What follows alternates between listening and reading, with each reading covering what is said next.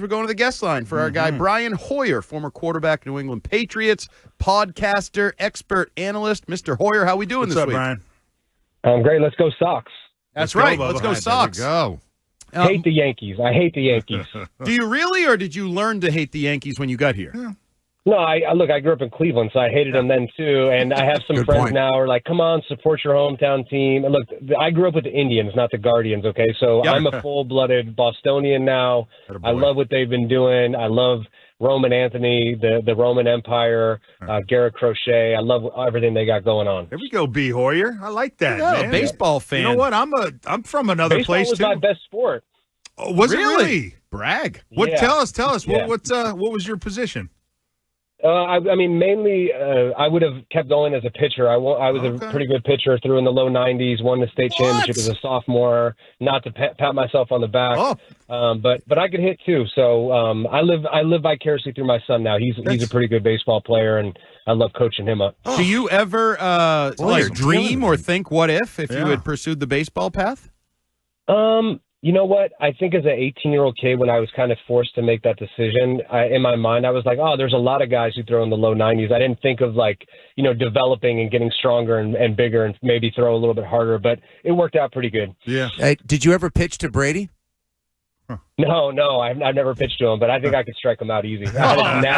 He was drafted. I had a nasty changeup to a left-handed hitter. I would just go at him like that. Well, yeah, I mean, you guys would have formed a hell of a battery because he was drafted by the Expos. Man, we could have formed what a great base. We have Russell Wilson at short. You got Hoyer on the mound. Oh, there's a lot of them. Tyler Murray. Yeah, there's a lot of them. Damn, what a Russell team. Wilson. Right? Yeah, there's there's a A.J. lot. Brown, a guy that we've been keeping our eye on up here in New England. Okay. I believe our own Will Middlebrooks will be calling the game tonight. He was a great- was a quarterback in high school, a great Texas. quarterback. There you go. And I believe he was a great option quarterback. I forget who he had, but he had a superstar running back, and they just used to run the option. That's talent, man. That's athleticism, Brian. That is athleticism. Yeah, I couldn't do that. Damn. All right, so Drake Maye. We Talk saw about athletes. Yeah, let's talk about athletes. Yeah. Drake Maye put on a performance, efficient, couple touchdowns through the air, touchdown on the ground. He was rolling out.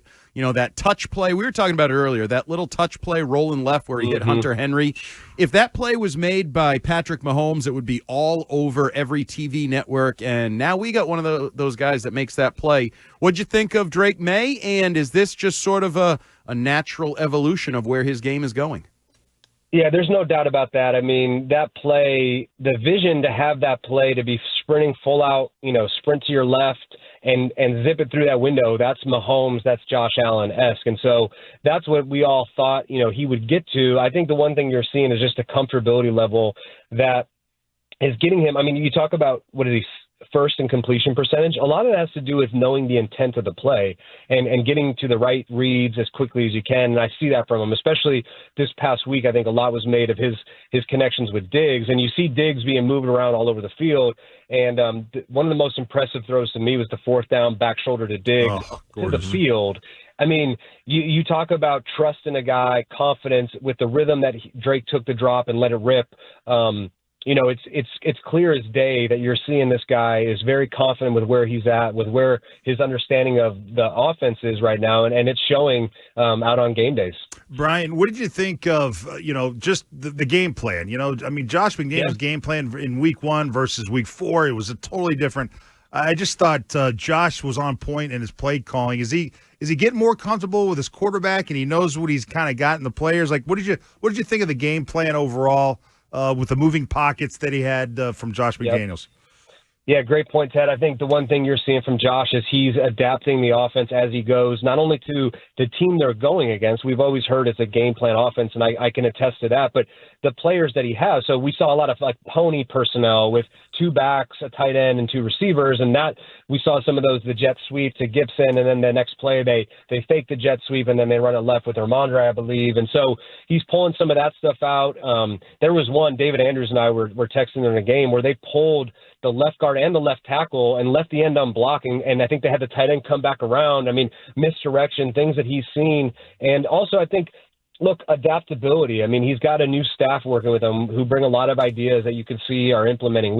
It goes back to me that week against Miami, the throwback to Hooper. We called it the Y League play. I remember we talked about it that Tuesday. That's a truly West Coast play. So you're seeing a melding of different systems coming together, and ultimately the one thing that you hit on is getting Drake Maye and using his legs, whether it's on boots, nakeds, some of these zone reads. I think there was a zone read in the game. He ended up handing it off to the back, but just another layer of offense that you're able to see now with a guy like Drake's talent.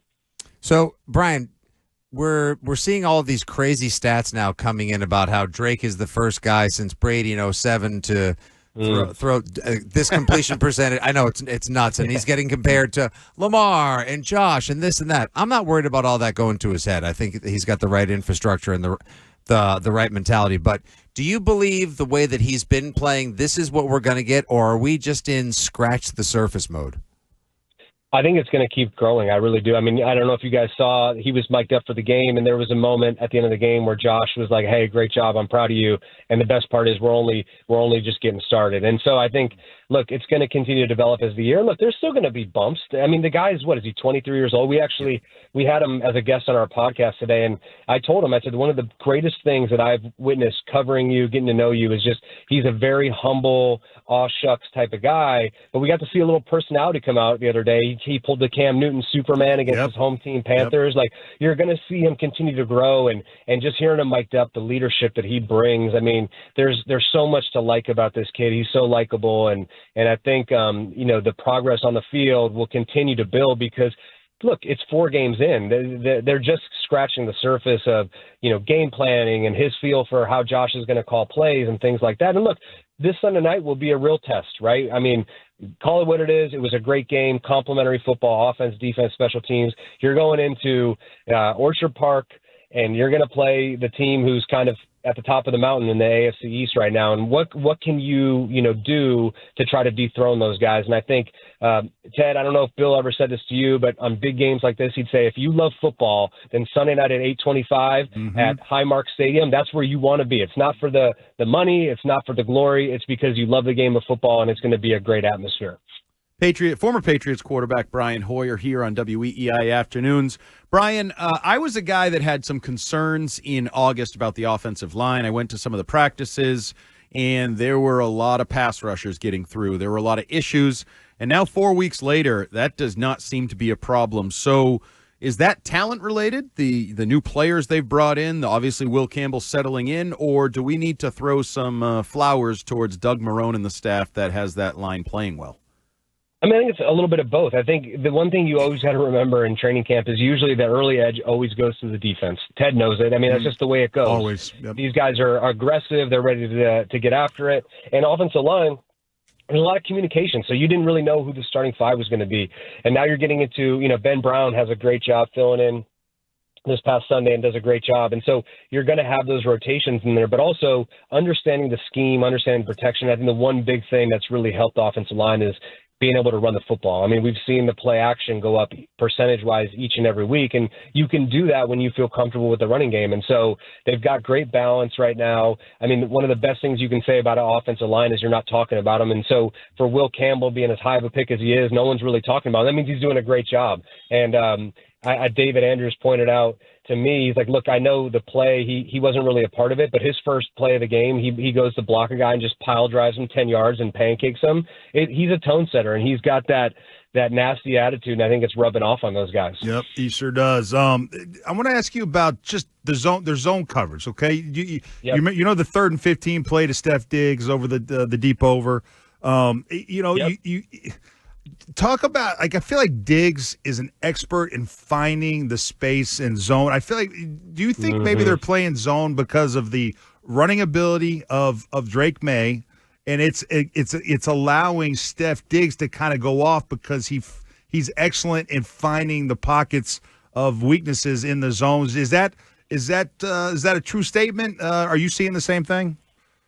No, I think that's 100% true. I think the one thing, when you have a guy who can beat you at quarterback with his legs, you don't want to play a lot of man coverage because you have to have a guy to account for him. The one thing I'm seeing with Steph And a lot's been made. And Ted, you were there. We were sitting by each other at that Hall of Fame induction for Edelman, and they brought up, the slot receiver. Well, the slot receiver can be a lot of different guys, and what you're seeing now is Steph moving into that so-called slot position because he has a great feel, as you mentioned, for zone, not just that deep over, but some of the smaller routes that we're used to seeing, what we would call a juke route, where it's like either go in, post up versus zone. If it's man, you can either go across, take it back out. And so I think Steph is going to realize the benefits of moving all around allows him to do a variety of things. So you saw, 5 to 6 yard routes. You saw the deep over at 18 to 22, and he's running go balls on the outside. So, the more zone coverage they're going to get because of Drake's legs and because teams don't want to, get basically beat by man coverage. One, he can throw it and beat you. And two, if there's no one there and you're not accounting for him, he's going to pull the ball down and run. So, look, the Bills are traditionally a zone team. I would anticipate to see a lot of zone coverage on Sunday night, and that's where Drake's understanding of the basically the intent of the play, and Josh does a great job. Hey, on these plays, we're not taking a sack. It's a quick drop back. Here's your 1, 2, 3. If not, check it down. Just knowing that intent of the play allows him to process faster, and he's doing a great job of it. So if things continue along this positive track, and the Patriots could potentially exit the month of October with a winning record, it sounds like this team is going to be worth not just watching along and paying great attention to, Hoyer, but also investing in. So if you could add one thing to this team right now as is on either side of the ball, what would that one thing be? Man, that's tough. I think I mentioned the guy before, A.J. Brown, and everybody looks at him and he's disgruntled. I mean, I've actually, when you look at the game, obviously Diggs had a bunch of targets, but Drake does a good job spreading the ball around. You add a guy like A.J. Brown, and I think that's a wishful, hopeful dream, but that would really, I think that would make this offense scary. You have really two good, solid tight ends who know how to work the middle of the pass game, and Drake has a lot of, trust in those guys, but an explosive guy like that to pair with Diggs, to pair with Mac Hollins, to pair with, some of these other guys that are contributing. But also on the defensive side, I think the one thing that they don't really have is a true free safety, a true Devin McCourty type player who can be back there and be kind of the quarterback of the defense. I think that's something that you'll see going forward. Hawkins and Woodson are doing a good job, but I look at those guys more as in the box type safeties. And I think eventually you're going to want what they would call an eraser back there, where Devin wasn't going to let anything over his head. He was going to make sure everybody was in the right position.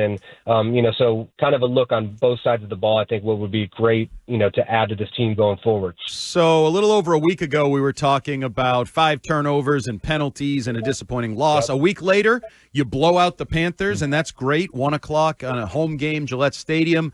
How do you feel like this team is ready to go, and Drake Maye is ready to go to Buffalo Sunday night, drive through the Bills Mafia out there, and go toe-to-toe with Josh Allen? You feel like they're close to ready for this spot?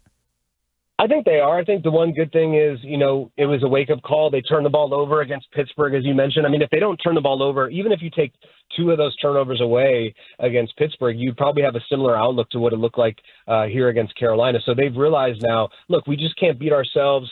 We're talented. We got to play smart. And that's what they're going to have to do to beat Josh Allen and the Bills. You can't beat yourself. The Bills will beat you as it is. If you start to commit those, turnovers or penalties, that's going to make it even harder. So I think they got to go in there, take a look at what they did against Carolina, and obviously Bills are a better team, but it's got to go with the same game plan and execution, and then let the chips fall where they may. So as we let you go, baseball Brian Hoyer, do the Red Sox win in 2 or do they win in 3? I'm going to say 3. I think Crochet will get them going with game 1, but it's the Yankees-Red Sox rivalry. I think it's going to be. And plus, MLB wants the full series. So I say win in 3. Wait, are you claiming it's fixed? Is this an ex-athlete telling me things are fixed in professional sports? Nah, I'm just joshing you guys. But no, I can't wait to watch, and I'm rooting for those guys for sure. I like that we can talk some baseball with Brian. Absolutely, that's awesome. Yeah, definitely. Hopefully, this is still going next week when we talk to him. Appreciate you joining us, Brian. We'll talk to you next week. Thanks, Brian. All right, thanks, guys. See you, buddy.